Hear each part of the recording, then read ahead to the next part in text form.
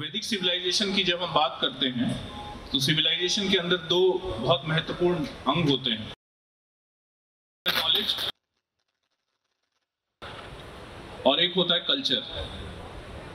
आज के समय में हम देख रहे हैं कि वैदिक सिविलाइजेशन जो है, और भी कई सारे सिविलाइजेशन हुए, ग्रीक सिविलाइजेशन हुए, बहुत सारे सिविलाइजेशन हुए, बट आप देखेंगे कि ये सारे सिविलाइजेशन आज केवल इतिहास के पन्नों में दब कर रह गए हैं। इजिप्ट के जो पिरामिड हैं वो केवल टूरिस्ट स्पॉट बन के रह गए हैं। भारत के सिविलाइजेशन, वैदिक कल्चर की भी शायद यही स्थिति होती अगर उसको सही समय पर साधुओं ने आकर प्रचार करके ना बचाया होता। पर इतना प्रचार होने के बावजूद भी, इतना बचाने का प्रयास करने के बावजूद भी आज हम देखते हैं कि जो जनरल मास है, स्पेशली यूथ, वो लोग वैदिक कल्चर, वैदिक नॉलेज से बहुत ज़्यादा डिसएसोसिएटेड हैं, बहुत दूर हो चुके हैं। तो यहाँ पे पैनल डिस्कशन हम आज करेंगे।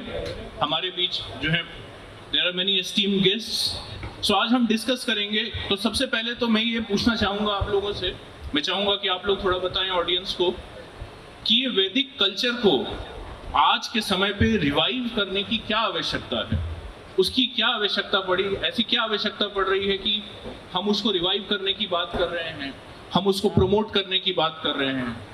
तो अगर आप में से कोई अगर इस पे कुछ बताना चाहें। कई सारी समस्याएं हैं, इंडिविजुअल लेवल पर भी लोग इंडिविजुअली भी दुखी हैं, लोग सामाजिक रूप से सोशली भी दुखी हैं, नेशनल लेवल पर भी दुखी हैं। There are so many international conflicts. अभी रिसेंटली रशिया यूक्रेन कॉन्फ्लिक्ट हम देख रहे हैं, इंडिया पाकिस्तान, अमेरिका चाइना, और बहुत सारी प्रॉब्लम्स हैं। क्लाइमेट चेंज एक बहुत बड़ी प्रॉब्लम है जिसको हम सब लोग स्वीकार कर रहे हैं। और उसका एक नमूना हमने अभी रिसेंटली देखा कि बेमौसम जो बारिश इतनी ज़्यादा हुई, जिसके बारे में महाराज जी ने भी चर्चा किया। तो हम देख रहे हैं कि वैदिक शिक्षाओं को इग्नोर करने के कारण, उनकी अवहेलना करने के कारण, उसके बाद भी हम सुखी नहीं हो पाए। लेकिन हम जो देखते हैं, जो क्वालिटीज़, जो आइडियाज़, जो आदर्श हम देखते हैं वैदिक शास्त्रों में, जैसे भगवान श्री राम का आदर्श है, या पांडवों का आदर्श है, या ब्रजवासियों का जो आदर्श है, बड़े बड़े राजा हुए जैसे अम्बरीश महाराज, महाराज रंतीदेव, तो बहुत बड़े बड़े आइडियल्स हुए। तो उनके जो चरित्र को हम देखते हैं तो हमें लगता है कि वो जो, अगर उस कल्चर को, उस भाव को हम अगर स्वीकार करते हैं, उस कैरेक्टर को हम स्वीकार करते हैं, उनसे हम इंस्पिरेशन लेते हैं, तो इंडिविजुअल लेवल पे भी और सोशल लेवल पे भी जो प्रॉब्लम्स हम फेस कर रहे हैं उसको हम नहीं करेंगे तो समाज का कल्याण होगा। उससे रिलेशनशिप्स सुधरेंगे, आपस में प्रेम बढ़ेगा, सौहार्द बढ़ेगा, क्राइम कम होगा, अपराध कम होगा। तो यही कारण है। और हमने देखा है प्रैक्टिकली भी कि वैदिक शास्त्रों की शिक्षा को, सनातन धर्म की शिक्षा को अपनाने के बाद कितना ट्रांसफॉर्मेशन आता है व्यक्ति के जीवन में। तो क्यों ये ट्रांसफॉर्मेशन कुछ ही लोगों तक सीमित रखा जाए, क्यों उसका एडवांटेज, उसका बेनिफिट कुछ ही लोगों तक सीमित रखा जाए, क्यों ना उसको शेयर किया जाए। जो भी इसको स्वीकार करेगा उसका बेनिफिट होगा अपने जीवन में। तो इसलिए मुझे लगता है कि ये इसको रिवाइव करना बहुत ज़रूरी है। बहुत अच्छी बात बताई सर मंगल प्रभु ने। उन्होंने बताया कि भाई अगर वैदिक कल्चर को, भगवान को अगर समाज से हटा दिया जाए और उससे हमें कुछ फ़ायदा हो तो फिर बात भी है। लेकिन हम ये देख रहे हैं कि उस सिविलाइजेशन को हटाने से जो है प्रॉब्लम्स ज़्यादा बढ़ रही हैं। आज विश्व में जो लीडर हैं, अमेरिका, जिनको लीडर समझा जाता है, वो भी पूरे विश्व में शांति की स्थापना नहीं कर पा रहे हैं। तो बहुत अच्छा बताया कि इससे हमें संदेह उत्पन्न होता है कि कहीं हमने कोई बहुत कीमती चीज़ तो नहीं अपने जीवन से हटा दी। तो बहुत अच्छी बात इन्होंने कही। और एक और बहुत अच्छी बात बताई कि शास्त्र जब हम पढ़ते हैं, जब कोई शास्त्र पढ़ता है तो उससे दिखता है कि राजा रंतीदेव हैं या ऐसे और भी महान लोग हैं जिन्होंने कई सारी टीचिंग्स दी हैं। तो वो टीचिंग्स अगर हम इम्बाइब करें अपने लाइफ में तो उससे इन सब प्रॉब्लम्स को सॉल्व किया जा सकता है। मैं चाहूँगा कि इस पॉइंट पे अगर कोई और गेस्ट जो है कुछ बताना चाहें, पीताम्बर प्रभु, सडभुज प्रभु, हिज ग्रेस रामभद्र प्रभु, कि क्यों आवश्यकता है आज के समय पे युवा वर्ग के बीच में स्पेसिफिकली ग्लोरीज ऑफ वैदिक इंडिया को प्रमोट करने का, वैदिक ज्ञान को प्रमोट करने का, वैदिक सभ्यता को प्रमोट करने का। शास्त्र हमारे क्या हैं? माँ के समान। जब तक हम अपने माँ से, अपने जड़ से नहीं जुड़ेंगे, तब तक हमको सही क्या है कोई नहीं बता सकता है। जैसे कोई लड़का है, मान लीजिए उसके पास समस्या है, घर में लड़का है, कोई समस्या उसे घर में, अपने चाचा के पास, अपने काकी के पास, अपने अड़ोसी पड़ोसी सबके पास जा रहा है, सबसे बोल रहा है कि मुझे ये समस्या है, मुझे ये समस्या है, और वो लोग बता रहे हैं कि ये भी कर लो, वो भी कर लो।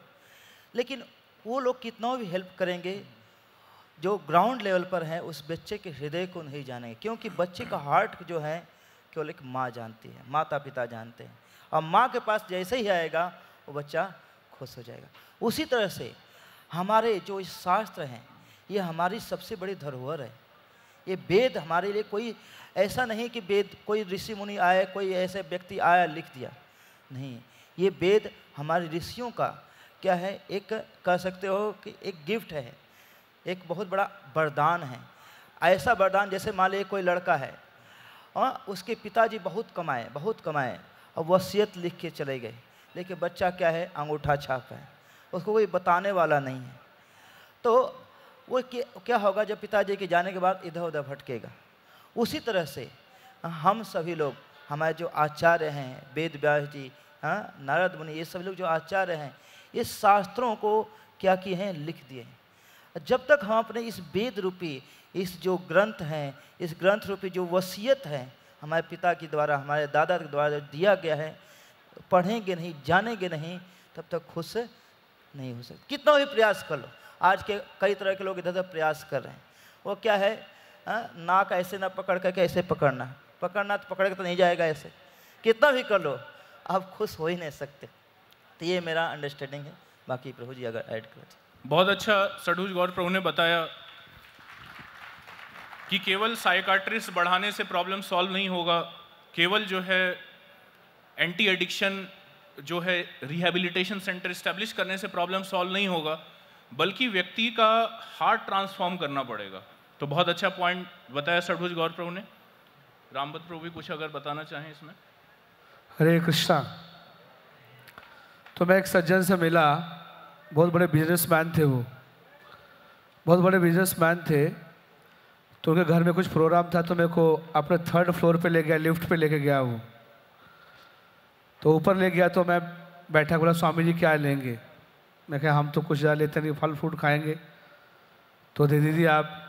मेरे को अपने हाथों से खुद से सेब काट के खिलाने लगा।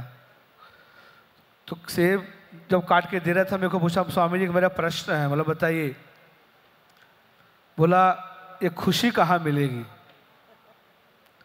मैंने बोला घर में इतना बड़ा देखा है, उसके 2 घर में मर्सिडीज़ खड़ी हैं, BMW खड़ी है। मैंने बोला तुमने तो पड़ोसियों को दुखी कर रखा है और तुम बोले खुशी कैसे मिलेगी आपको? बोला हृदय के अंदर तृप्ति नहीं है, वो संतुष्टि नहीं है। तो मैंने बोला कि आप बुरा मत मानना, आपकी हालत उस पंछी के समान है जो पिंजरे में बैठा हुआ है और उस पिंजरे को बहुत सारा पॉलिश किया जा रहा है। उस जो पिंजरा है वो भी सोने का है, डायमंड से जड़ा हुआ है उसको, लेकिन पंछी को कुछ खाने को नहीं दे रहे हो। तो कहने का मतलब, बोला क्या मतलब? मैंने बोला कि बाहर से तो आप बहुत अच्छा चीज़ें हम अकोमोडेट कर रहे हैं, we have a high class technology, we have a high class of cars, we have high class of modern phones, लेकिन जब तक आपकी आत्मा को संतुष्टि नहीं मिलेगी, जब तक आत्मा को भगवान के साथ नहीं जोड़ोगे, भगवान के साथ नहीं जोड़ोगे, तुम उस पंछी की तरह रहोगे जो पिंजरे में जिसको कुछ खाने को नहीं मिलता है, तड़पते रहेंगे। तो हमारा वैदिक कल्चर हमको ये सिखाता है कि we have to go to the roots, read Bhagavad Gita. भगवान ने जो 700 श्लोक दिए हैं, ये हमारे लिए बहुत बड़ा एक सूत्र है। अगर एक सूत्र भी भगवद गीता का, एक श्लोक भी अगर हमने जीवन में अप्लाई कर लिया, तो पूरे लाइफ के अंदर वो आपको हैप्पीनेस दे सकता है, इसकी गारंटी है वो। लेकिन आज का जो भौतिक ज्ञान है, आज का भौतिक जो ज्ञान है, उससे व्यक्ति का कॉम्पिटेंस तो बढ़ रहा है, उसका स्किल्स तो बढ़ रहा है, उसकी नॉलेज तो बढ़ रही है, लेकिन उसका कैरेक्टर 0 है। पापा कहते थे बड़ा काम करेगा, बेटा हमारा बड़ा नाम करेगा, मगर ये तो कोई ना जाने कि वो गांजा पीता है। तो गया था पढ़ने के लिए पापा के लिए, वो पी रहा है गांजा। अरे तेरे को गांजा नहीं चाहिए, तेरे को चरणामृत चाहिए, तुमको चरणामृत पिलाएंगे भगवान का। तो इस प्रकार से बहुत सारी बातें हैं। तो वैदिक कल्चर के अंदर, ये संतों के साथ रहने के अंदर आपके अंदर स्पिरिचुअल वाइब्रेशंस आएगी। ये मटेरियल नेचर की जो माया है, हमारे क्या हो गया, आसुरी शक्तियां हमारे अंदर आ चुकी हैं। आप मॉडर्न कल्चर का, मॉडर्न सोसाइटी का संग करते करते आपके अंदर आसुरी शक्तियां आएंगी, लेकिन संतों का संग करने से आपके अंदर आध्यात्मिक शक्ति आएगी। और आध्यात्मिक शक्ति ज़्यादा पावरफुल है मटेरियल शक्ति से। रावण के पास बहुत सारी शक्तियां थी, 10 सर थे उसके पास, एक नहीं बचा पाया। अगर 10 सर से हरे कृष्णा करता कितना मजा आता है उसको। इसलिए 10 में एक भी काम नहीं आया, भगवान ने एक एक करके सबको काट दिया, बोला तुमको जरूरत नहीं है। तो इस प्रकार से हम देख सकते हैं कि आसुरी सभ्यता जो बढ़ता जा रहा है बाहर, उससे लोगों को सुख नहीं मिलता है। रावण के पास क्या नहीं था, पैसा नहीं था। आजकल हम क्या करते हैं, पैसा पैसा पैसा, हाथ आगे कीजिए, हाथ आगे कीजिए सब लोग, पैसा पैसा पैसा पैसा पैसा पैसा पैसा पैसा पैसा पैसा। और पैसा नहीं मिलता तो हाय हाय हाय हाय हाय, क्या यार, पैसा पैसा पैसा पैसा। रावण के पास कितना पैसा था, एक पिलर बेचता तो पूरा गुड़गांव खरीद लेता हूं। तो क्या किया उसने, हमको लगता है कि एलॉन मस्क को देख के, हमको लगता है बिल गेट को देख के, हम भी ये सबसे बड़े श्रेष्ठ लोग हैं। अरे गुंडे लोग हैं सब लोग, सब ये कैरेक्टर ही लोग हैं। बिल गेट्स देखिए, इतना बड़ा रिचेस्ट मैन द वर्ल्ड, एक पत्नी नहीं संभाल पाया अपनी, डाइवोर्स हो गया, और उसको हजारों लाखों करोड़ों रुपए उसको देना पड़ा उसको। तो what is your culture, what is the value with the character. Indian culture, Vedic culture give you nice character, value. आपके हृदय में प्रेम आएगा, आपके अंदर संतोष आएगा, आप खुश रहोगे, आपकी फैमिली खुश रहेगी, सोसाइटी खुश रहेगा, पूरा वर्ल्ड खुश होगा। बहुत अच्छे पॉइंट्स रामभद्र प्रभु ने बताया।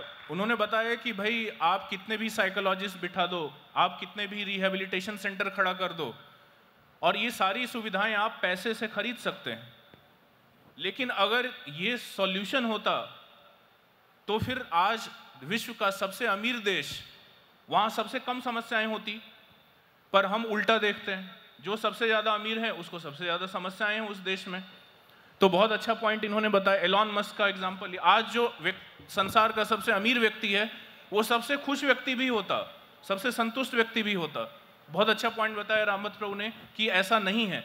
ये सफिशिएंट है, ये फैक्ट, ये प्रूफ सफिशिएंट है ये समझने के लिए कि जो है कैसे वैदिक कल्चर जो है वो एक इम्पॉर्टेंट सॉल्यूशन है, वैदिक नॉलेज। और जो मटेरियल सॉल्यूशंस लोग अप्लाई करके प्रॉब्लम को सॉल्व करने का प्रयास कर रहे हैं, उससे सॉल्यूशन, उससे प्रॉब्लम सॉल्व हो नहीं रहा, बल्कि और नए प्रॉब्लम्स क्रिएट हो रहे हैं। साइकोलॉजिस्ट की बात कर रहे हैं। मेरे एक फ्रेंड है, मैं 2007 में ज्वाइन कर लिया और अमेरिका चला गया।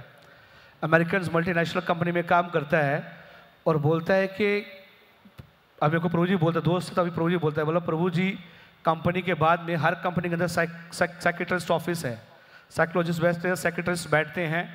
तो मैंने बोला अच्छा, बोला वो फ्री में इलाज होता है उनका। तो जो भी शाम को काम करके जाता है वो साइकेट्रिस्ट को दिखा के जाता है। तो मैंने बोला सारे पागल है क्या? तो बोला नहीं, आपको तो और हैरानी होगी। मैंने बोला क्या? बोला जो साइकेट्रिस्ट वहाँ बैठता है, जो साइकोलॉजिस्ट, जो साइकेट्रिस्ट वहाँ बैठता है, उसका अपना साइकेट्रिस्ट है कि भैया वो इतने सारे केस ज़्यादा हो गए कि वो भी ठीक है कि नहीं है, कल से फिर भी उसको जॉब पे आना है। तो वैसा सोल्यूशन। बिल्कुल सही बात बता रहे हैं प्रभु जी। और आप लोगों को जान के आश्चर्य होगा कि अगर आप सर्च करेंगे कि किस वर्ल्ड के किस प्रोफेशन में सबसे ज़्यादा सुसाइड होते हैं, मैंने गूगल पे जब सर्च किया तो मुझे बहुत ज़्यादा आश्चर्य हुआ ये जान के कि सबसे ज़्यादा सुसाइड करने वाले जो प्रोफेशनल्स हैं वो कोई और नहीं, साइकोलॉजिस्ट हैं। तो बहुत अच्छी बात बताई रामभद्र प्रभु ने। चलिए थोड़ा चर्चा को और आगे बढ़ाते हैं। बहुत सही आप लोगों ने पॉइंट बताया कि क्यों वैदिक कल्चर को जो है फिर से एक बार फिर से युवाओं के बीच में फैलाने की आवश्यकता है। कोई कह सकता है कि भाई आप इतना बढ़ा चढ़ा के वैदिक कल्चर, वैदिक नॉलेज के बारे में बोल रहे हैं, भगवान के बारे में बता रहे हैं, तो ये सब तो पहले था ना, ये सब पहले था। तो जब ये सब चीज़ें पहले थी, सॉल्यूशन, लोग संतुष्ट थे, तो फिर ये वैदिक कल्चर लॉस्ट ही क्यों होने दिया? ये कैसे लॉस्ट हुआ? कोई ये प्रश्न पूछ सकता है। तो आप में से कोई इस पे कुछ प्रकाश डालना चाहेंगे? यस सर, मंगल गौर प्रभु। हरे कृष्णा। तो जैसे हम जानते हैं, एक बहुत बड़े हिस्टोरियन भी हैं जिनका नाम है एंगस मैडिसन। तो उन्होंने एक रिसर्च भी किया था और उससे पता चलता है, हमारे शास्त्र में तो कहा ही हुआ है, लेकिन उस रिसर्च में भी पता चला कि 1 AD में पूरे वर्ल्ड में जो सबसे ग्रेटेस्ट इकोनॉमी थी वो भारत देश की थी, और ये कंटिन्यू रहा टिल 1800 तक। हालांकि भारत में इस्लामिक आक्रमण शुरू हो गया अराउंड 1100 AD में, लेकिन फिर भी भारत का GDP पूरे वर्ल्ड में सबसे ज़्यादा था 1800 सदी तक भी। तो भारत देश के ऊपर भारत की संस्कृति को डिस्ट्रॉय करने के लिए काफ़ी सारे आक्रमण हुए। एक नालंदा विश्वविद्यालय का हम एग्जाम्पल देख सकते हैं कि बख्तियार खिलजी ने यूनिवर्सिटी को ही क्यों चुना सबसे पहले डिस्ट्रॉय करने के लिए, क्योंकि यूनिवर्सिटी में जो बुक्स थी, जो लिटरेचर थी, वहाँ पे सबसे ज़्यादा highest level of knowledge available था।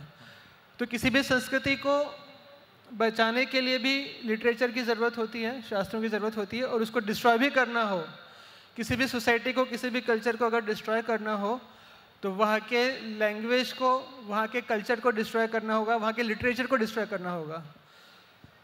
तो जो इस्लामिक अटैकर्स थे उन्होंने भारत के मंदिरों को तोड़ा ताकि लोगों का भगवान में श्रद्धा कम हो, और अंग्रेज़ों ने भारत की यूनिवर्सिटीज़ में बहुत नुकसान पहुंचाया, यहाँ के गुरुकुल सिस्टम को विध्वंस किया ताकि लोग जो है अपनी संस्कृति से दूर हो जाएं, उनको एजुकेशन ना मिल सके। तो एजुकेशन सेंटर को उन्होंने डिस्ट्रॉय किया, और भक्तों के कुछ प्रयासों से बचा हुआ है कल्चर अभी भी। कई सारे महात्मा हुए, संत हुए, उन्होंने बचा कर रखा है।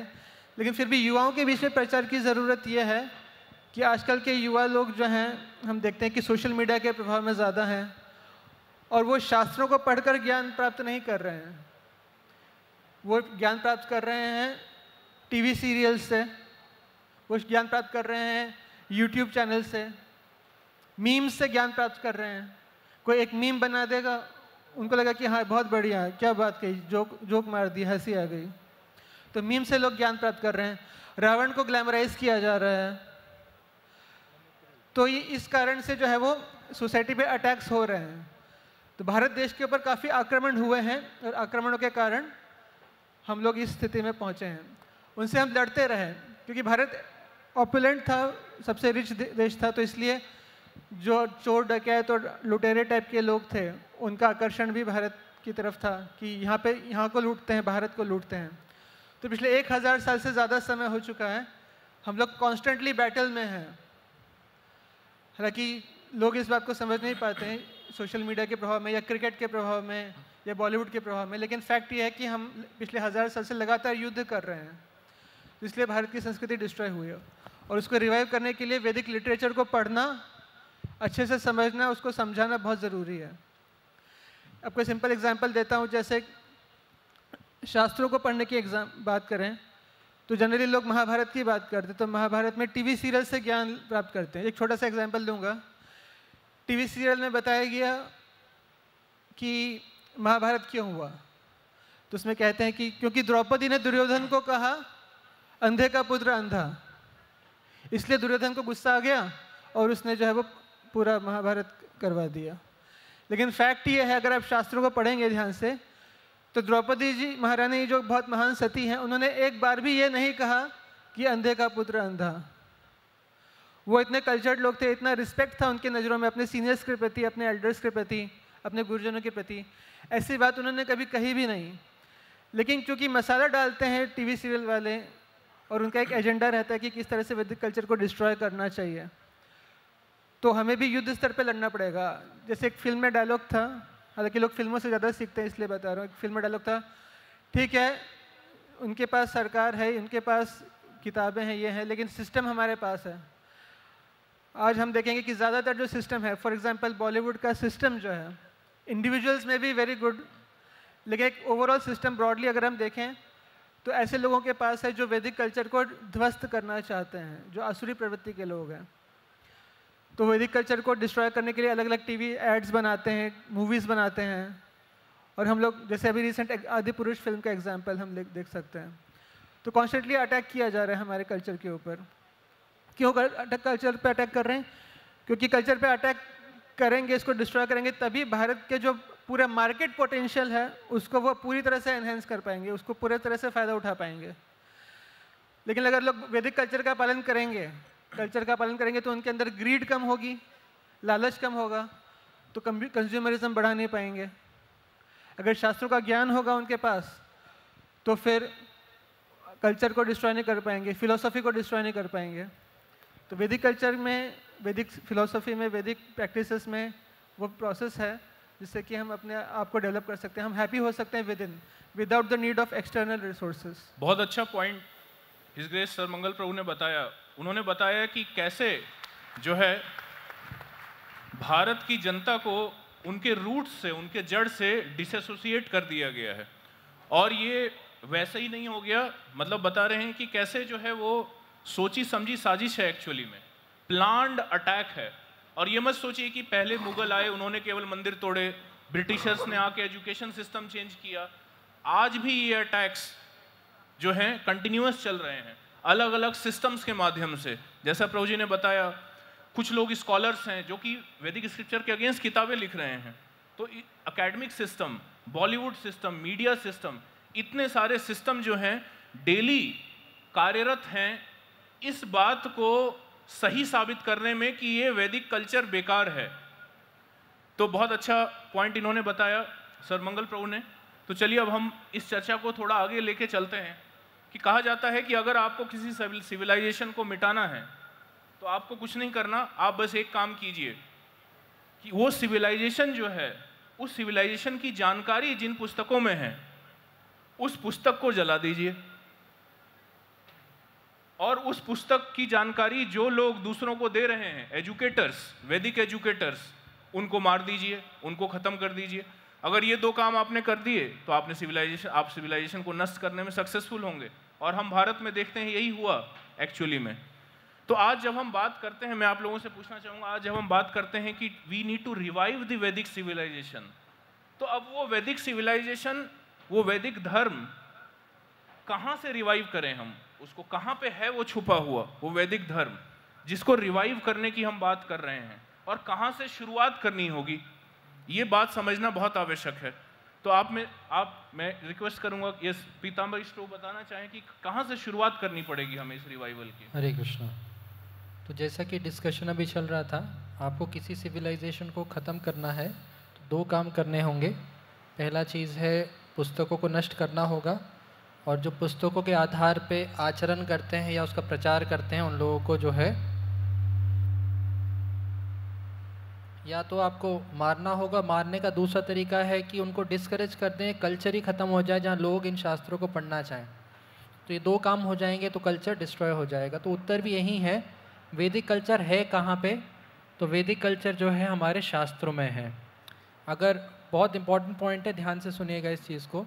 कोई कहे हमारा वैदिक कल्चर है कहाँ, तो वैदिक कल्चर कहाँ पे है हमारा? हमारे शास्त्रों में, हमारे स्क्रिप्चर्स में हमारा वैदिक कल्चर है ना। तो उन पुस्तकों को अगर हम लोग पढ़ेंगे सिंपल लैंग्वेज में, बाद में रिक्वेस्ट करूँगा और डिवोटिस को भी इसको एलैबोरेट करें। तो उत्तर यही है, अगर इन पुस्तकों को ध्यान से पढ़ा जाए और पढ़ के अपने जीवन में उतारा जाए, और जीवन में जो परिवर्तन है उस परिवर्तन को महसूस करके जो हमें एक इंस्पिरेशन मिलेगा, उस इंस्पिरेशन से इस नॉलेज को दूसरों को दिया जाए और उनके जीवन में परिवर्तन लाया जाए, तो इस तरीके से हम वैदिक कल्चर को बचा भी सकते हैं और फैला भी सकते हैं। तो खासकर अब ये पुस्तकें कौन सी हैं, तो ये एक और प्रश्न उठता है, कहाँ ये पुस्तकें हैं? पुस्तकें बहुत सारी हैं। प्रभुपाद जी भी बोलते हैं, जब मैंने गीता जो है संस्करण, एक लेडी ने मुझसे बोला कि मैं गीता पे एक ऑथराइज संस्करण चाहती हूँ, पर इतने सारे संस्करण हैं, तो मैं चाहूँगा बाकी जो है डिवोटीज प्रकाश डाल सकते हैं। वो कहाँ हमें मिलेगा, वो प्योर टेक्स्ट या प्योर नॉलेज कहाँ पे है? बहुत इंपॉर्टेंट पॉइंट बताया पीताम्बरीश प्रभु ने कि वैदिक कल्चर कहाँ पे छुपा हुआ है, तो वैदिक शास्त्रों में छुपा हुआ है। वैदिक शास्त्रों के अंदर वो वैदिक नॉलेज छुपा हुआ है और उसको रिवाइव करने के लिए हमें वहाँ पे जाना पड़ेगा। एक बात मुझे याद आ रही है, हिज ग्रेस सुंदर गोपाल प्रभु ने एक पुस्तक दी थी पढ़ने के लिए बहुत टाइम पहले। एक क्रिश्चियन मिशनरी ने एक बुक लिखा है, उस बुक का नाम है अमंग इंडियाज स्टूडेंट। उस बुक में बहुत डिटेल में जो है उस क्रिश्चियन मिशनरी ने ये बताया है कि भारत में, अमेरिकन था वो भारत में आके उसने इंडियन यूथ के बीच में कैसे क्रिश्चियनिटी का प्रचार किया। तो मैं जब वो बुक पढ़ रहा था तो उसमें एक प्रसंग आता है जिसमें वो कहता है कि जब मैं भारत आ रहा था तो मैं भगवद गीता को बहुत ध्यान से पढ़ के आया, क्योंकि मुझे लगा कि मैं भारत जा रहा हूँ, वहाँ पे मैं बाइबल के बारे में बताऊँगा तो लोग आके भगवद गीता से डिबेट करेंगे, तो मुझे भगवद गीता पता होनी चाहिए। तो वो जो क्रिश्चियन मिशनरी है भगवद गीता को बहुत ध्यान से पढ़ के आया और बहुत सारे नोट्स बना के लाया, बुक को हाईलाइट करके और बहुत सारे नोट्स बना के लाया कि वहाँ डिबेट में काम आएगा। पर वो पुस्तक में लिखता है कि when I came to India and I started to talk with Indian youth, when I started to talk about Bhagavad Gita, they would say कि we ourselves have not read it.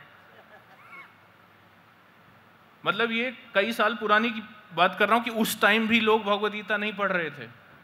और उसने उस किताब में लिखा है कि my hand written notes of Bhagavad Gita gathered dust on the shelf. मतलब कि वो जो नोट्स बना के लाया था उसको अपने सेल्फ से उतारने की आवश्यकता ही नहीं पड़ी, क्योंकि कोई भगवद गीता पढ़ा ही नहीं था। तो बहुत इंपॉर्टेंट पॉइंट बता रहे हैं।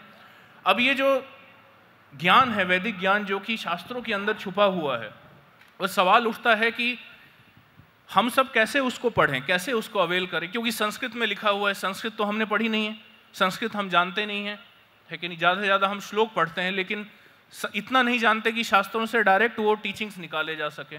तो क्या कहना है आप लोगों का, आप में से अगर कोई इस पर प्रकाश डालना चाहे कि कैसे उसको, फिर ये एक चैलेंज है हमारे बीच में।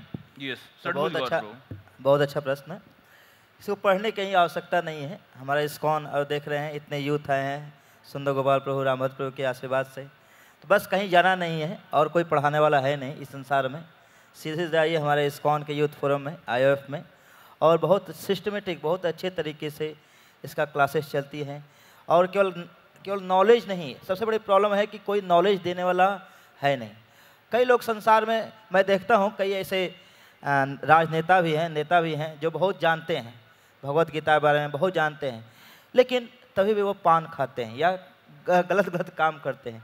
तो नॉलेज की बोलने वाले भारत में तो बहुत लोग हैं, लेकिन नॉलेज से काम नहीं होगा जब तक उस नॉलेज को कोई अपने जीवन में प्रैक्टिस नहीं करेगा। जब तक अपने जीवन में अपनाएगा नहीं, तब तक उस नॉलेज का कोई प्रभाव नहीं पड़ेगा। हाँ, जैसे हम लोग कई बार एग्जाम्पल देते हैं। विवेकानंद जी के पास एक लड़का आया, वो कहा उसकी माँ आई लड़के के साथ कि इस लड़के को स्वीट छुड़ा दीजिए। विवेकानंद जी कहा कि इसको 1 हफ्ते बाद लेके आइएगा। जब 1 हफ्ते बाद आया लड़का, तो बस विवेकानंद सिंपल बोला क्या कि स्वीट छोड़ दो। तो उसकी माँ पूछी, आप 1 हफ्ते पहले बोल सकते थे, आज क्यों बोले? तो कह रहे हैं कि खुद मैं स्वीट खाता था, मैं इसको कैसे छुड़ा सकता हूँ।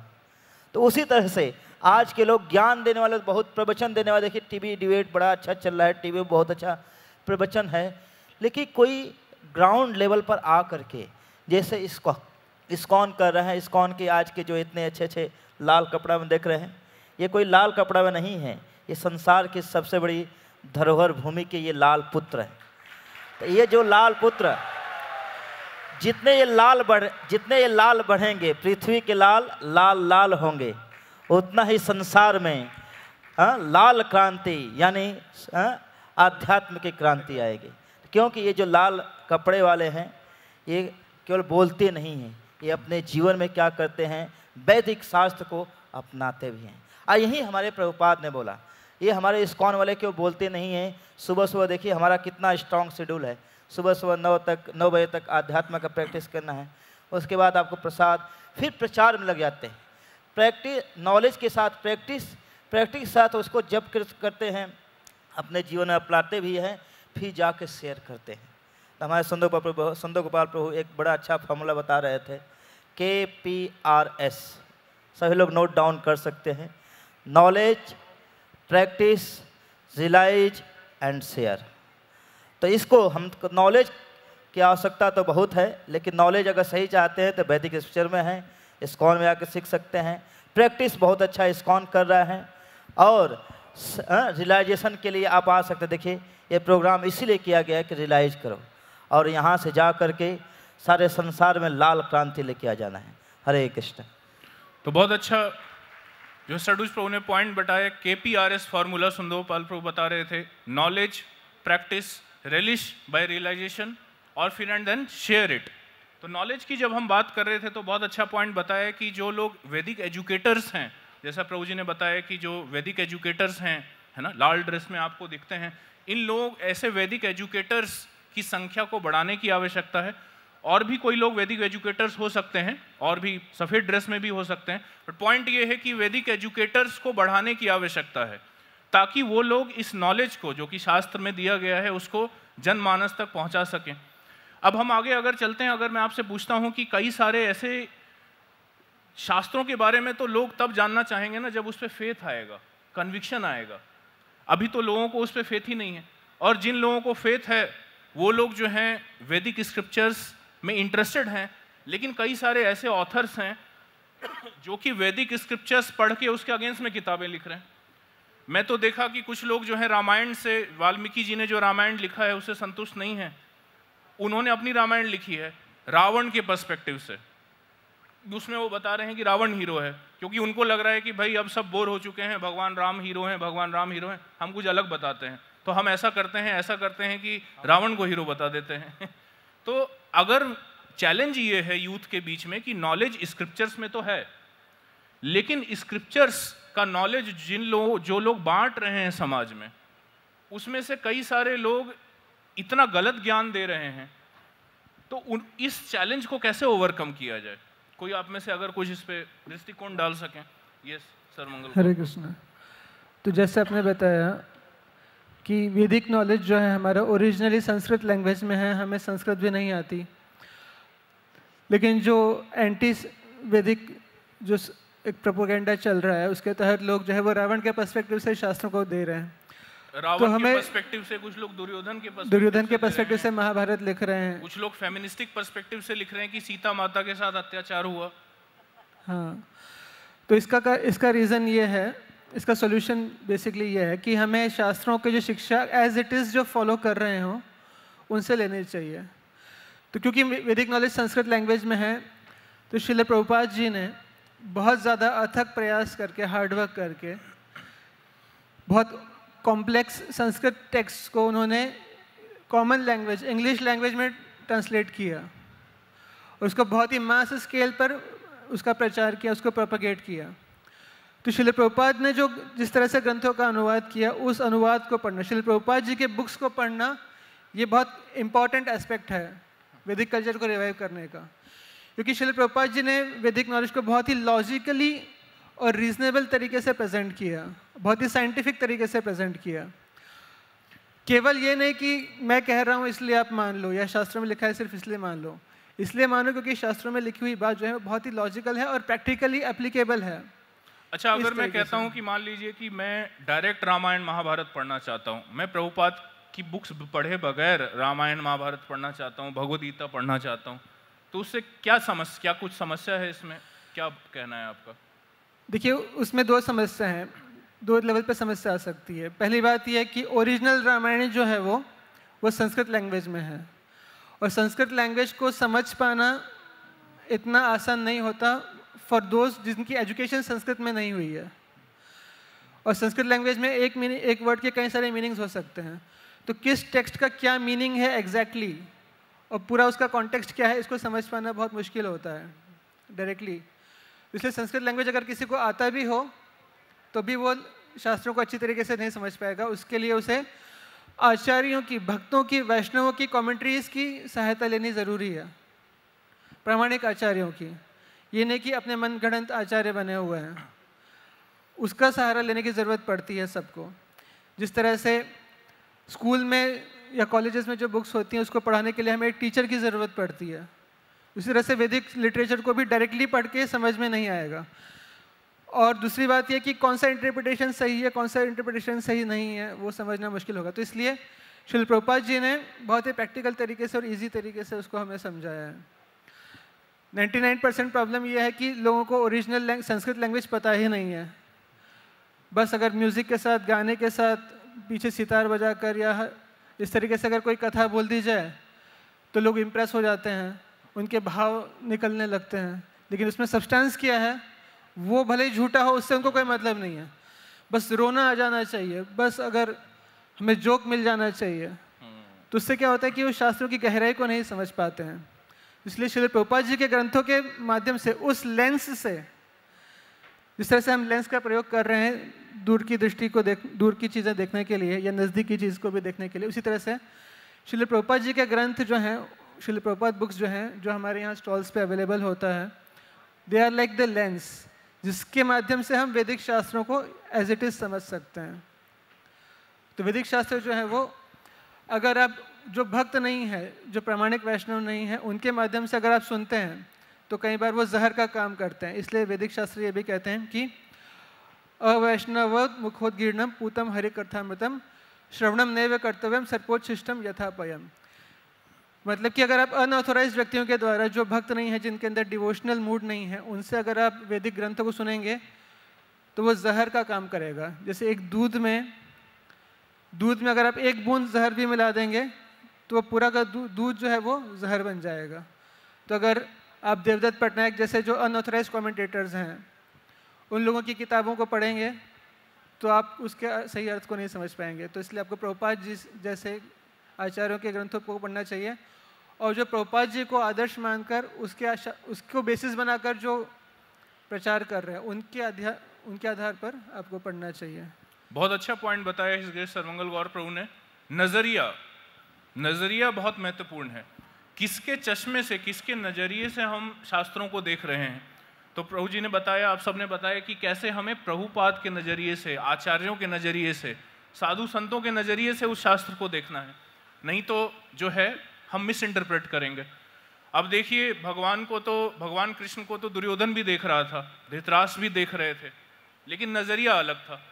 तो बहुत अच्छा पॉइंट बताया कि नजरिया जो है बहुत महत्वपूर्ण है, और प्रभुपाद हमें वो चश्मा देते हैं जिसके नजरिए से आप बाकी शास्त्र भी अगर पढ़ेंगे तो उसमें से सही मीनिंग डिराइव होगा।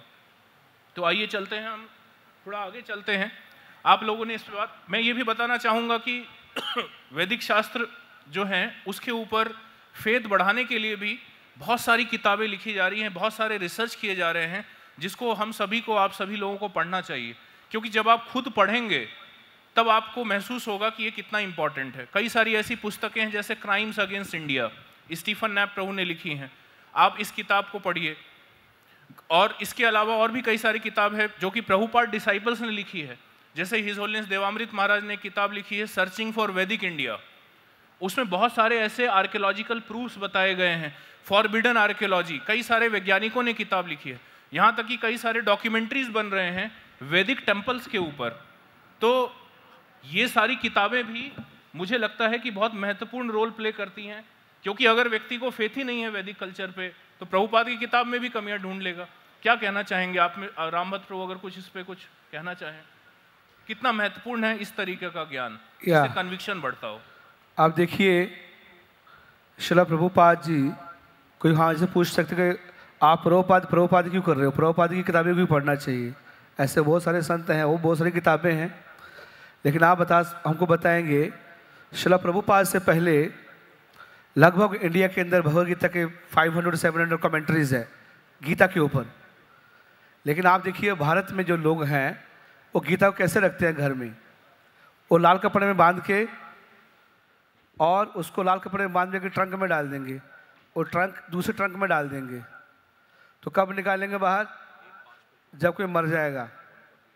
राम नाम सत्य है। और फिर उसको क्या कीजिए, फिर पैक कीजिए। अच्छा वो क्या, वो हमारा हिंदू धर्म है, वो कुछ पढ़ना है, क्या पढ़ना है, वो अच्छा वो 2nd चैप्टर पढ़ना है, गीता का आत्मा के बारे में पढ़ना है। देहीन वस्मन यथा देह गौमारम यौवनम जरा तथा देहांतर प्राप्ति सत्रम, खत्म हो गया, पैक करो, फिर डाल दो, और फिर ट्रंक में डाल दो। फिर कब निकलेगी? जब कोई दूसरा मरेगा। तो आर्ट ऑफ डाइंग, जब मरेगा तब निकालनी है बाहर ये। लेकिन प्रभुपाद जी के आने के बाद में लोगों ने भगवद गीता को पढ़ा, और आप ISKCON के माध्यम से आप जानते कि 90 भाषाओं से ज़्यादा प्रभुपाद जी का भगवद गीता ट्रांसलेट हो चुका all over the world. Why to read Srila Prabhupada books? Prabhupada ji के जो परपेट हैं, जो प्रभुपाद जी के जो शुद्ध भक्ति, जो डायरेक्ट श्री कृष्ण का ज्ञान दिया है परंपरा से, वो इतना शुद्ध है कि आज के यंगस्टर, आप देखिए ISKCON में सारे मैक्सिमम लोग यंगस्टर आते हैं। आप किसी भी ऑर्गेनाइजेशन में चले आइए, सब बूढ़े लोग बैठे होते हैं, कि प्रभुपाद जी ने हर व्यक्ति को आंसर किया है। प्रभुपाद जी ने एक साइंटिस्ट से लेके, एक स्टूडेंट्स को लेके, एक ब्यूरोक्रेट्स को, एक बिजनेसमैन को प्रभुपाद ने डिबेट किया और सबको आंसर दिया है और सबको कन्विंस किया है कि तुमको क्यों ये भगवद गीता पढ़ना चाहिए। तो प्रभुपाद जी की गीता जो है वो पूरे विश्व में ट्रांसफॉर्मेशन लेके आया है। लेकिन उससे पहले इतने कृष्ण भक्त नहीं थे पूरे विश्व में, जितना शिला प्रभुपाद जी की बुक पढ़ने के बाद में लोग कृष्ण भक्त बने हैं। तो इसलिए हमको शिला प्रभुपाद जी बुक्स पढ़ना चाहिए। लेकिन दुर्भाग्य हमारा ये है कि हम शिला प्रभुपाद बोले कि these my devotee are not reading my books. आप में से हाथ खड़ा कीजिए, कितने लोग शिला प्रभुपाद की किताब डेली पढ़ते हैं? Very good.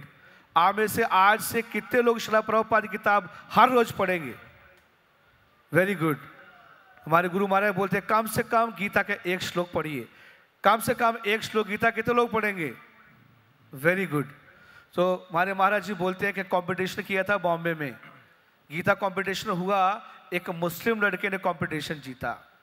उसको बोला गया कि आप कुछ बोलना चाहते हो? आप बोला हाँ। उसने माइक पकड़ा, उसने बोला कि जब मैं देखता हूँ, महाराज जी बता रहे थे कि जब मैं देखता हूँ क्रिश्चियंस जब जाते हैं चर्च के अंदर तो बाइबल लेके जाते हैं, जब मुसलमान को देखता हूँ तो वो क्या लेके जाते हैं? कुरान लेके जाते हैं। जब मैं देखता हूँ सरदार लोग जाते हैं गुरुद्वारे में तो ग्रंथ साहिब के साथ तो नहीं है, लेकिन अपना पूरा साथ में लेके जाते हैं। लेकिन जब मैं हिंदुओं को देखता हूँ मंदिर में जाते हैं तो फोन लेके जाते हैं, ऐसे बात करते करते जाते हैं। उसके हाथ में कुछ नहीं होता है, उसका तो फोन होता है, स्मार्टफोन होता है, व्हाट्सएप होता है। तो इस प्रकार से ये जो क्रांति है, जो उत्तेजना है, ये अगर हम ज्ञान नहीं लेंगे, बात कर रहे थे क्यों लेना चाहिए ज्ञान? भैया ये ज्ञान आपको लेना है गुरु के माध्यम से। वो भगवान श्री कृष्ण खुद गुरु बनाए हैं, हम सब बनाते हैं बाहर। आपको इंग्लिश पढ़ना है, आपका इंग्लिश टीचर है। आपको फिजिक्स पढ़ना है, आपका फिजिक्स टीचर है। आपको जिम जाना है, आपका ट्रेनर है। इसी प्रकार अगर भगवान की प्राप्ति करनी है, आपको वैदिक कल्चर को आगे बढ़ाना है, आपकी डीप अंडरस्टैंडिंग जाना, तो आपको किसको फॉलो करना पड़ेगा? आपको गुरु चाहिए। तो ये सारे गुरु यहाँ मिलेंगे आपको, और ISKCON में बहुत सारे डिवोटी हैं जो आपको मिलेंगे। उनके निर्देशन में अगर आप पढ़ोगे भगवद गीता को 100% आपको लाभ मिलेगा, ये गारंटी है। अच्छा प्रभु जी, मैं पूछना चाहूँगा कि ज्ञान के बारे में तो हम काफ़ी बात कर रहे हैं, नॉलेज के बारे में हम काफ़ी बात कर रहे हैं, जो कि KPRS फॉर्मूला का पहला पॉइंट है कि सबसे पहले तो नॉलेज मिले। आपको क्या लगता है कि स्पिरिचुअल प्रैक्टिसेस का कितना महत्व है? आज हम देखते हैं कि कई लोग जो हैं कल्चर, भारत के कल्चर को जागृत करने का प्रयास भी कर रहे हैं, बट हम देखते हैं जैसे गरबा नृत्य होता है उसमें फिल्मी गाने बजते हैं, सरस्वती पूजा में डीजे बज रहा है। तो नॉलेज तो है उनको, बहुत जरूरी है प्रैक्टिस करना।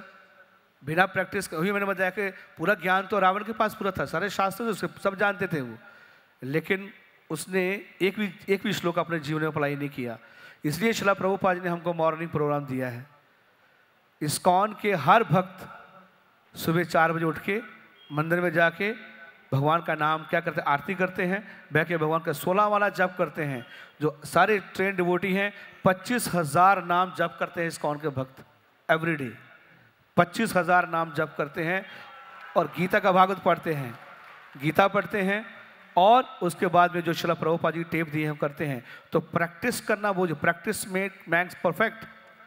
तो अगर हम सुबह अगर नहीं उठेंगे, अगर अपनी साधना नहीं करेंगे, हम बहुत कच्चे हो जाएंगे और हम स्पिरिचुअली इतना एडवांस नहीं होंगे, तो फिर हम दूसरों को बचाने क्या चक्कर है, हम अपने खुद ही नहीं बचा पाएंगे अपने आप को। तो इसलिए प्रैक्टिस करना बहुत ही इंपॉर्टेंट है जीवन के अंदर में। बहुत अच्छा पॉइंट बता रहे हैं रामभक्त प्रभु कि ISKCON का बहुत महत्वपूर्ण रोल है कि कैसे उस ज्ञान को किताब से उठा के लोगों के हृदय में डाला जाए, और उसके लिए प्रैक्टिस बहुत महत्वपूर्ण है। आप लोगों से भी मैं पूछना चाहूँगा कि प्रैक्टिस जो है, रॉन्ग प्रैक्टिस जब कोई व्यक्ति करता है, जब कोई व्यक्ति, कई लोग तो प्रैक्टिस करते हैं लेकिन रॉन्ग प्रैक्टिस करते हैं, तो इससे क्या समस्याएं उत्पन्न होंगी? कोई इस पे कुछ अगर आप प्रकाश डालना चाहेंगे पीताम्बर ईश्वर? जिस प्रैक्टिस वाले पॉइंट को थोड़ा सा मैं एलाबोरेट करना चाहूँगा। हरे कृष्णा। तो देखिए, एक तो नॉलेज होता है, नॉलेज जो है आपके ब्रेन में होता है या माइंड में होता है, और जब आप उसको प्रैक्टिस करते हैं, सही नॉलेज की बात कर रहे हैं, तो आपको रियलाइजेशन आता है, आपके हृदय में परिवर्तन आता है। तो जब आप बोलते हैं तो दो तरीके से आवाज़ निकलता है। एक तो इंटेलेक्चुअली आप बोल रहे हैं, आपने कुछ सोच रहे हैं और बोल रहे हैं, है ना, और दूसरा है आपने अनुभव किया, आप बोल रहे हैं, तो दोनों में बहुत अंतर है। जो आप केवल सोच के बोल रहे हैं वो दूसरे लोगों के मस्तिष्क तक जाके ही सीमित रह जाता है, उसके हृदय में परिवर्तन नहीं ला पाता, उसके जीवन में परिवर्तन नहीं ला पाता। इसलिए कई लोग कहते हैं, हम लोग बहुत लोगों से सुनते हैं, पर जीवन में परिवर्तन नहीं आता। आज कई स्कूल्स में आप देखते हैं, जैसे इसका एग्जांपल दूंगा, मोटिवेशनल सेमिनार्स या स्कूल्स वगैरह में टीचर्स होते हैं, वो कहते हैं कि आप हमारा पर्सनल लाइफ मत देखो, हम इंफॉर्मेशन दे रहे हैं, हमारा काम वहीं तक सीमित है। तो क्लास में तो वो इन्फॉर्मेशन दे रहे हैं, पर उनका पर्सनल चरित्र देखिए, उनका पर्सनल लाइफ देखिए, तो उनका लाइफ क्राइसिस में है, गलत आदतें हैं। एक मोटिवेशनल सेमिनार का स्पीकर जो है सेमिनार दे रहा था कि हाउ टू स्ट्रेस मैनेजमेंट पे सेमिनार दे रहा था, बहुत अच्छा उसने सेमिनार दिया। एक व्यक्ति बहुत इम्प्रेस था, इम्प्रेस होने के बाद सेमिनार के बाद वो मिला उस व्यक्ति से, और जाके जब उसने देखा कि वो व्यक्ति जो सिगरेट पी रहा है, तो पूरा का पूरा सेमिनार क्या हुआ, उसके लिए पूरा वैल्यू ख़त्म हो गया। उसने कहा जब ये व्यक्ति खुद फ्रस्ट्रेटेड है, ये स्ट्रेस मैनेजमेंट पे सेमिनार दे रहा है, पर इसको अपना स्ट्रेस रिलीव करने के लिए सिगरेट और शराब का आवश्यकता है। तो नॉलेज का, प्रैक्टिस का बहुत आवश्यकता है, तभी आप उसको प्रचार कर पाएंगे। बिना प्रैक्टिस किए आपके शब्दों में शक्ति नहीं होगा और उसके माध्यम से लोगों के हृदय परिवर्तित नहीं होगा। तो ये बहुत अच्छा पॉइंट बताया पीताम्बरेश प्रभु ने कि हमें जो है शास्त्रों का डीप नॉलेज भी होना चाहिए और उसके अलावा हमें उसको प्रैक्टिस भी करना पड़ेगा। अब मैं आप लोगों से पूछना चाहूँगा कि कई बार हमने ये भी देखा है कि कई लोग प्रैक्टिस कर रहे हैं लेकिन फिर भी डेविएट हो गए स्पिरिचुअलिटी से, कि कहीं ऐसा लगता है कि वो प्रैक्टिस कर रहे हैं लेकिन वो जो शास्त्रों में लिखा हुआ है कि प्रैक्टिस करने से ये प्राप्त होगा, ये रस प्राप्त होगा, वो रिलिश नहीं कर पा रहे हैं। तो नॉलेज है उनको, प्रैक्टिस भी कर रहे हैं, लेकिन एक तीसरी समस्या खड़ी होती है कई लोगों में, हम देखते हैं जिसके कारण वो डेविएट हो जाते हैं कि वो रिलिश नहीं कर पाते स्पिरिचुअलिटी को और स्पिरिचुअल कंसेप्ट्स को। तो मैं जानना चाहूँगा आपको क्या लगता है, सबसे पहले तो ये बताइए कि क्या कारण है इसका, मतलब किस कारण वो प्रैक्टिस करने के बावजूद भी रिलिश नहीं कर पा रहा, उसको महसूस नहीं हो पा रहा वो जो शास्त्रों में लिखा हुआ है, क्या कारण है? सबसे पहले तो इस पर थोड़ा आप लोग बताइए। यस सर, मंगल गौर प्रो। एक्चुअली हम देखते हैं कि रिलिश क्यों नहीं कर पा रहे, उसका कारण यह है कि क्योंकि उन्होंने सही तरीके से प्रैक्टिसेस नहीं किया। फॉर एग्जांपल अगर भक्ति योगा की बात करें तो उसमें अलग अलग स्टेजेस हैं एडवांसमेंट के। पहले स्टेज है श्रद्धा, फिर साधु संग, फिर भजन क्रिया, फिर अनर्थ निवृत्ति। तो जब भजन क्रिया अच्छे से फॉलो की जाती है तो उसका रिजल्ट ये होता है कि अनर्थों की निवृत्ति होती है। फॉर एग्जांपल आपके अंदर लस्ट, एंगर, ग्रीड, एनवी, ये चीज़ें कम होंगी। लेकिन अगर आपने प्रैक्टिस गलत की है तो आपके अंदर ये क्वालिटीज़ जो है वो डेवलप नहीं होंगी, या ये कहें कि उसके जो डेवलपमेंट की जो प्रोसेस है वो बहुत स्लो होगी। देखिए भगवान के नाम का जप अगर कोई एक बार भी करता है तो उसका बेनिफिट तो होता है, लेकिन वो जो एक्सपीरियंस है अगर प्रॉपर प्रैक्टिस करेगा तब वो तेज़ी से एडवांस करेगा। तो इम्प्रॉपर प्रैक्टिस के कारण क्या होता है, एडवांसमेंट की रेट जो है वो इतनी स्लो हो जाती है कि उसको रिलिश नहीं कर पाता। तो आप कह और धैर्य इतना कम है व्यक्ति का कलयुग में स्पेशली कि वो जल्दी जल्दी स्विच करना चाहता है। जैसे संसार में हम देखते हैं लोग जल्दी जल्दी लाइफ पार्टनर शिफ्ट करते हैं, तो अगर प्रैक्टिस प्रॉपर नहीं होगा तो रियलाइजेशन नहीं होगा और रिलिश नहीं होगा, तो व्यक्ति जल्दी जल्दी जंप करने की कोशिश करता है। और अगर बहुत ज़्यादा उसके अंदर इम्पेशंस होगा तो जनरली कई बार ये भी डिक्लेयर कर देते हैं कि ये सही नहीं है, ये कुछ नहीं होता, ये मैथोलॉजी है, ये झूठ है। तो रॉन्ग प्रैक्टिसेस एक तरीका है। इम्प्रॉपर प्रैक्टिसेस से इम्प्रॉपर रियलाइजेशंस होते हैं, इम्प्रॉपर, इनकरेक्ट, इनएक्यूरेट रियलाइजेशंस होंगे और उससे व्यक्ति का फेथ जो है, श्रद्धा और नीचे होगा। तो आप लोगों से मैं जानना चाहता हूं कि ये रॉन्ग प्रैक्टिस करता ही क्यों है कोई व्यक्ति, इसका क्या मतलब किस कारणवश एक व्यक्ति जो है वो रॉन्ग प्रैक्टिसेस करना शुरू कर देता है? तो रॉन्ग प्रैक्टिस का मेन कारण है कि रॉन्ग इन्फॉर्मेशन, नॉलेज। जब सही, अगर जैसे मान लीजिए मैं यहाँ पर गोवर्धन आ रहा हूँ, अगर मुझे सही इन्फॉर्मेशन नहीं मिलेगी कि गोवर्धन का रास्ता क्या है, तो मैं सही गलत, अगर गलत पता चलेगा तो गलत जाऊँगा। जब गलत जाऊँगा तो क्या होगा, प्रैक्टिस यानी सही से पहुँच नहीं पाऊँगा। उसी तरह से नॉलेज को देने वाले एक जो अथराइज आचार्य हैं, उनसे परंपरा से अगर हम सही सुनेंगे तो सही प्रैक्टिस होगा। और जब सही प्रैक्टिस करेंगे तो क्या हुआ, प्रैक्टिस करने के लिए भी एक एसोसिएशन, एक एनवायरनमेंट, एक माहौल की आवश्यकता होती है। जैसे कहावत है कि अगर आप पढ़ना चाहते हो तो पढ़ने वालों के साथ संग करो, अगर आप फेल होना चाहते हो तो कितना भी पढ़ाई लड़का रहेगा, अगर ऐसे गधक्कड़ लोग के साथ बैठेगा फेल हो जाएगा। तो उसी तरह से अगर आप आध्यात्म का प्रैक्टिस करना चाहते हो तो भक्तों का संग करना पड़ेगा। इस आध्यात्मिक या केवल ज्ञान अगर प्रैक्टिस करना चाहते हो, अगर डिस्ट्रीब्यूट करना चाहते हो तो संग करना पड़ेगा। और कलयुग में क्या है, संघे शक्ति कलयुगे। कलयुग में जितना हम संग में आएंगे उतना हम खड़े रहेंगे। लेकिन अगर संग में रहेंगे तो स्टैंड होंगे, अगर डिवाइड हो जाएंगे तो फॉलो होंगे। जैसे आज के लोग पूरा का पूरा जो भारतीय कल्चर है, सनातन सभ्यता है, उसको जो आज के मुस्लिम आक्रांता है पहले के और क्रिश्चियन लोग हैं, एक पूरी तरह से क्या किए, इसको डिवाइड किए, डिवाइड करके पूरे हिंदू समाज को, सनातन धर्म को बांट दिए हैं। तो आज का नॉलेज को, आज की सभ्यता को हमको लोग को साथ में आना पड़ेगा। जैसे ये संघ लाया जा रहा है, इसलिए इस विप्लव का मेन उद्देश्य एक भी है कि हम संघ में आएँ, कि हम कौन हैं, हमारी शक्ति को पहचानना पड़ेगा। और जब संघ में आएंगे तभी हमारे अंदर कन्विक्शन आएगा, क्योंकि यहाँ पर अच्छा नॉलेज मिलता है, अच्छा प्रैक्टिस कराया जा रहा है, तब हमको रियलाइजेशन आएगा। बहुत महत्वपूर्ण पॉइंट बताया षडभुज गौर प्रभु ने कि संघ, एसोसिएशन। मैं रामभद्र प्रभु जी से पूछना चाहूँगा कि एसोसिएशन के अलावा प्रॉपर गाइडेंस का कितना रोल है, एक सीनियर, एक मैच्योर गाइडेंस का कितना रोल है कि एक व्यक्ति ने नॉलेज ले लिया, एक व्यक्ति प्रैक्टिस कर रहा है लेकिन उसको रेलिश नहीं हो पा रहा वो चीज़ जो बताया है। तो रेलिश नहीं हो रहा मतलब उस बीमारी ठीक नहीं हो रही है, बीमारी ठीक नहीं हो रही मतलब सही ढंग से मेडिसिन खा नहीं रहा है, और खा भी रहा है तो कहीं से लीक हो रहा है।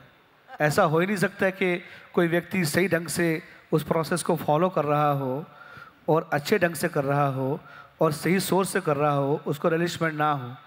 आपका ये बॉटल है, आप बोले कि बॉटल पानी वाली बॉटल है, ये ऊपर से पानी भरते जा रहे हो, आप बोले बॉटल भर नहीं रही है, तो इसका क्या कारण हो सकता है कि बॉटल के नीचे में छेद है सारे।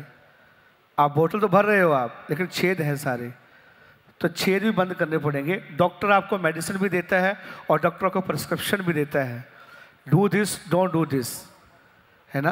तो इस प्रकार से रॉन्ग प्रैक्टिस अगर आप करते हैं तो नेचुरली आपको उल्टा रिएक्शंस होगा, और सही डायरेक्शंस आप करते हैं जो आपको बोलते हैं हमारे शास्त्रों में, गुरु मुखा पद्मा वाक्या चित्तित करिए क्या। ऐसा हो ही नहीं सकता कोई व्यक्ति कि जो सही प्रैक्टिस अगर फॉलो करता है उसको रिजल्ट ना हो। ये सही प्रैक्टिस का ये तो फल है, सारे 5000 लोग बैठे हुए हैं यहाँ। प्रभुपाद जी ने पूरे विश्व में प्रचार किया है सही प्रैक्टिस, क्यों? क्योंकि वो नॉलेज जो आ रहा है सही ढंग से आ रहा है, और प्रभुपाद जी ने अपने जीवन में अप्लाई किया, उसको एज इट इज़ दिया। और एज इट इज़ इसलिए भगवदगीता का नाम है एज इट इज़। अगर एज इट इज़ भगवदगीता नहीं पढ़ोगे तो फिर आप दूसरा कहीं और चले जाएंगे। इसलिए मैंने बताया कि ऐसी कई कमेंट्रीज हैं। ऐसा एक कमेंट्री लिखता है गीता में, भगवान ने बोला कि सर्वस्य चाहम हृदय सन्निविष्टो मत्तः स्मृति ज्ञान पौनम सा। उसने कमेंट्री लिखा है कि भगवान बोले सर्वस्य चाहम का मतलब ये है कि सबको चाय पीनी चाहिए। और कैसी चाय पीनी चाहिए? हृदय सन्निविष्टो, जो स्टोव से बनी हो, गैस से नहीं, जो स्टोव से बनी हो। ये कमेंट्री दे रहा हो व्यक्ति। तो ऐसी कमेंट्री पढ़ोगे तो तुम चाय पियोगे। तो इस प्रकार से सही गुरु के पास में जाके शरणागति करके, तद विधि है, तद विधि है। रिलिशमेंट क्यों नहीं आ रहा है? क्योंकि हम चाहते तो हैं, हम सस्ते में चाहते हैं, हम रिलिशमेंट चाहते हैं बिना प्राइस पे किए हुए। लेकिन गीता भगवान क्या बोलते हैं? तद विधि, ये विधि है, प्रणिपाते प्रणिप्रश्ने न सेवया उपदेक्षन्ति ते ज्ञानम ज्ञानी तत्व दर्शना। तत्व ज्ञानी आपको तभी ज्ञान देगा जब शरणागति करोगे, जब सेवा करोगे और जब आप विनम्र होगे, तब आपको आनंद आएगा, नहीं तो आनंद नहीं आएगा। बिल्कुल सही बता रहे हैं रामभद्र प्रभु कि जो है सही सोर्स से हमें ज्ञान लेना पड़ेगा। अच्छा, पीताम्बर प्रभु से मैं पूछना चाहूँगा कि जब भक्त प्रैक्टिस करते हैं तो डेली लाइफ में, डे टू डे लाइफ में भी बहुत सारे चैलेंजेस फेस करते हैं वो, कभी अपने मन से, कभी अपने पेरेंट्स से, कभी अपने दोस्तों से। तो ये जो प्रैक्टिसेस के बीच में जो चैलेंजेस आते हैं उसमें एक प्रॉपर गाइडेंस का कितना रोल है? आप कुछ अगर इस पे कुछ प्रकाश डालना चाहें, एक मैच्योर गाइडेंस का, एक प्रॉपर गाइडेंस का कितना रोल है? तो बहुत इम्पॉर्टेंट है। एक प्रॉपर गाइडेंस होना, क्योंकि जब भक्त लोग भक्ति शुरू करते हैं तो शिला विश्वनाथ चक्रवर्ती ठाकुर ने डिटेल में स्टेजेस लिखा है। अनर्थ निवृत्ति को भी उन्होंने 6 भाग में विभाजित किया है। उसमें पहला जो भाग दिया उन्होंने कहा है उत्साहमयी। उत्साहमयी भक्ति मतलब जब भक्त लोग नए नए जुड़ते हैं, जैसे आप लोग यहाँ पे आए हैं, कई लोगों ने आप में से आज पहली बार धोती कुर्ता पहना होगा। किन किन लोगों ने पहली बार धोती कुर्ता पहना है? तो अभी आप लोग क्या करेंगे, धोती कुर्ता के साथ अपना सेल्फी खींचेंगे, यहाँ सेल्फी पॉइंट है। फिर आप लोग क्या करने वाले हैं, उसको अपना डीपी पे लगा देंगे और घर में माता पिता को भी भेज ही देंगे। मतलब मैं बता रहा हूँ, आप जो करेंगे मोस्ट प्रॉब्ली चांस है। तो आप लोग बहुत उत्साह मिलता है जब शुरू में हम लोग भक्ति में आते हैं, और भगवान जो है स्टार्टिंग में ट्रेलर में बहुत अच्छा आपको एक्सपीरियंस भी देते हैं। बहुत हृदय में जो है आपको दिव्य आध्यात्मिक अनुभव का भी प्राप्ति होता है। उस चक्कर में क्या होता है, हम बहुत ज़्यादा उत्साहित हो जाते हैं। स्टार्टिंग में जब व्यक्ति नया किताब स्कूल में स्टार्ट करता है तो बहुत उत्साह से पढ़ता है। उसी तरीके से शुरुआत में हम लोग जो है बहुत उत्साह से भक्ति करते हैं, और ना केवल भक्ति करते हैं, हम उसका प्रचार भी करना चाहते हैं। तो इसको करने के चक्कर में हम क्या करते हैं, तुरंत से इसको आप स्प्रेड कर देंगे, अपने ग्रुप्स में डाल देंगे, स्कूल में या कॉलेजेस में स्टूडेंट से शेयर करेंगे।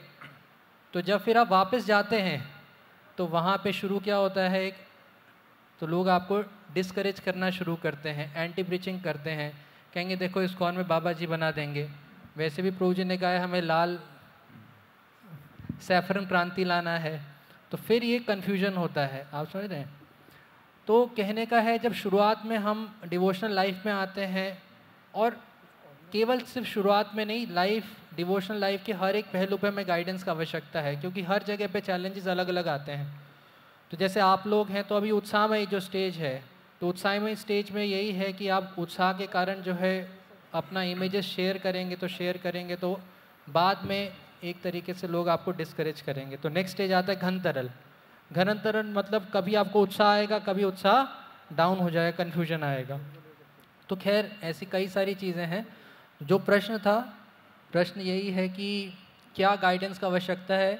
तो डिवोशनल लाइफ के हर एक स्टेजेस पे जो है चैलेंजेस हैं।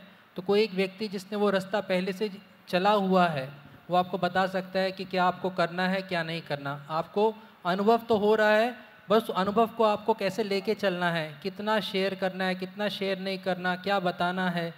ऐसा नहीं कि कल को आप कॉलेज में धोती कुर्ता और तिलक लगा के चले गए, आपने कहा बहुत आनंद है, आप प्रचार करूँगा, आप जो है तिलक लगाए और अपने कॉलेज में चले गए, या आप जो है जॉब करने के लिए चले गए। अगर आप में उतना कन्विक्शन नहीं है या उतना रियलाइजेशन नहीं है, तो हो सकता है लोग आपको डिस्करेज करें, और इतना डिस्करेज करें कि आप नेक्स्ट विप्लव में आने से भी जो है घबराएं।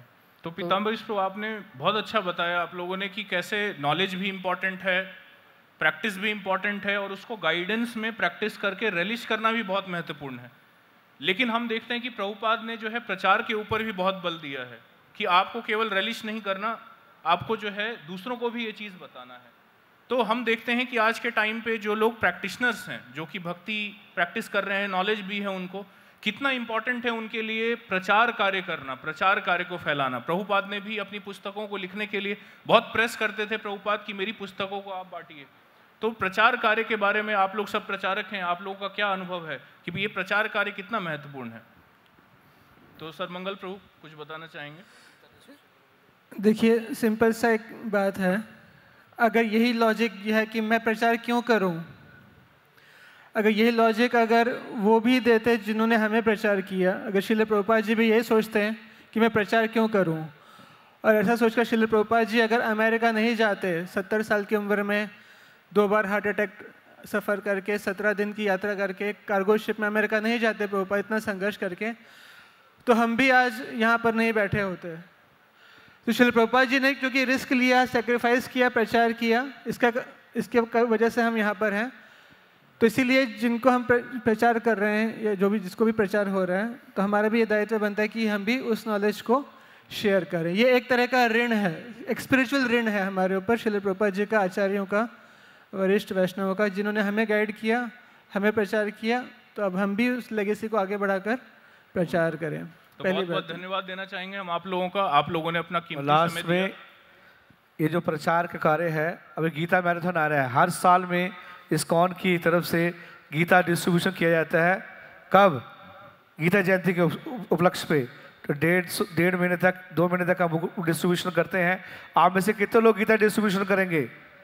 जोर से बोलिए, कितने लोग करेंगे?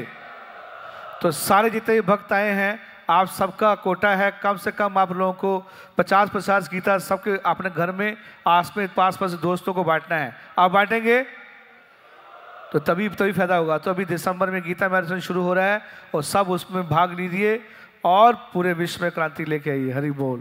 तो इस पैनल डिस्कशन का निष्कर्ष ये है कि हमें 4 चीज़ें करनी है। नॉलेज लेना है सही सोर्स से, प्रैक्टिस करना है उस नॉलेज के ऊपर बट अंडर गाइडेंस, ताकि उसको रेलिश कर सकें। और रामभद्र प्रभु ने जैसा बताया कि केवल रेलिश ही नहीं करना है बट उसको पूरे विश्व में, पूरे भारत में फैलाने के लिए स्ट्रगल भी करना है, प्रयास भी करना है। तो knowledge, practice, relish and share. Hare Krishna. तो बहुत बहुत धन्यवाद आप सभी का, आप लोगों ने इतने इंपॉर्टेंट पॉइंट्स बताए। हरे कृष्णा। जगत गुरु शीला प्रभुपाद की जय।